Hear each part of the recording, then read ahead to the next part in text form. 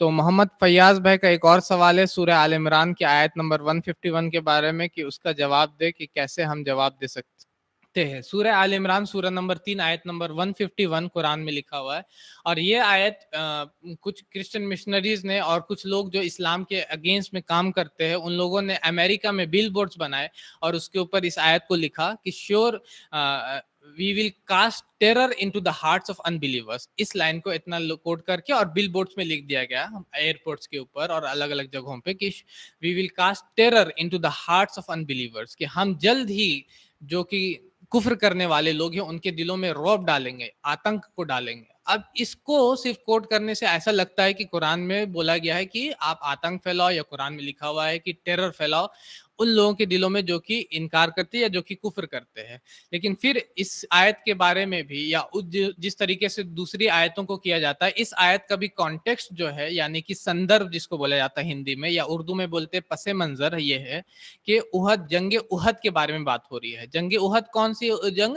जो कि नबी सल्लल्लाहु अलैहि वसल्लम के वक्त में जो लड़ा गया था और जिसमें इनिशियली शुरुआत में मुसलमानों को शिकस्त मिली थी और बहुत सारे मुसलमानों को कत्ल कर दिया गया था।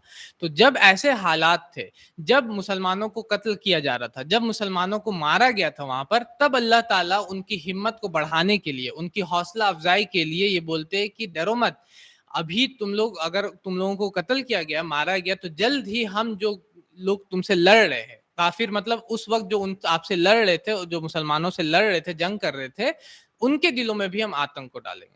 और अगर सिर्फ इस वर्ड टेरर से प्रॉब्लम है किसी को, तो मैं बोलता हूं कि इससे ज्यादा, कुरान से कहीं ज्यादा, बाइबल अगर आप पढ़िएगा तो बाइबल में टेरर का वर्ड है। कुरान से कई ज्यादा बाइबल में जो वर्सेस आपको मिलेंगे बहुत सारे, उसमें आप सिर्फ सर्च कीजिएगा, कोई भी आपके पास अगर स्मार्टफोन है आप उसमें जाइए और बाइबल का ऐप अगर आपके पास है उसमें आप सर्च कीजिए टेरर लिख के, तो आप देखिएगा कि कई बार hundreds of time terror word आया हुआ है। उसी तरीके से वेदास में आप सर्च कीजिएगा वहां भी टेरर का वर्ड है।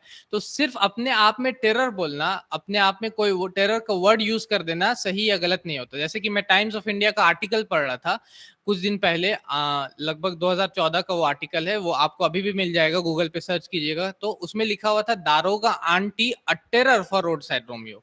दारोगा आंटी एक वो पुलिस ऑफिसर थी, वो बोकारो, हमारे एरिया से थोड़ा दूर पे एक जगह है बोकारो, वहां पर वो क्या है, वो एक आतंक है। किसके लिए? रोड साइड रोमियोस के लिए, जो छेड़खानी करते लड़कियों की, उनके लिए वो आतंक थी।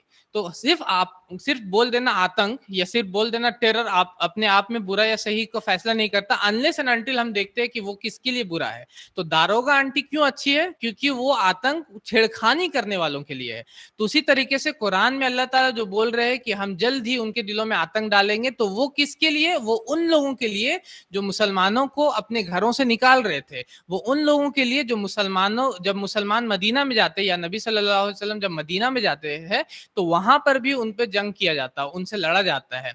ऐसे लोगों के बारे में वहां पे बात हो रही कि जल्द ही हम इनके दिलों में आतंक को डालेंगे। ठीक है, तो उस कॉन्टेक्स्ट में हम लोग जब समझते हैं तो हम लोग को समझ में आता है कि सूरह आल इमरान सूरह नंबर 3 आयत नंबर 151 किसके बारे में बात कर रही है। हमारे चैनल IRPC इंडिया को सब्सक्राइब करें और बेल बटन पे क्लिक करें ताकि हमारा सारा वीडियो आप तक जरूर पहुंचे।